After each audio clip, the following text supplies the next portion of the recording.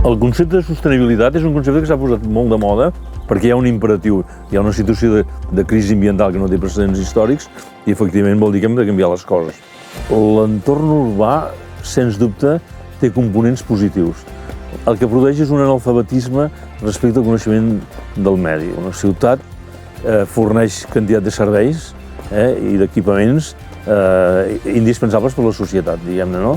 Però en canvi, metabòlicament, 24 hores la ciutat li talles els que són els serveis bàsics, l'aigua, l'electricitat, els aliments, la proteïna, la farina, etc. El sistema és totalment vulnerable. Per tant, és un gegant que té els peus de fang en aquest sentit.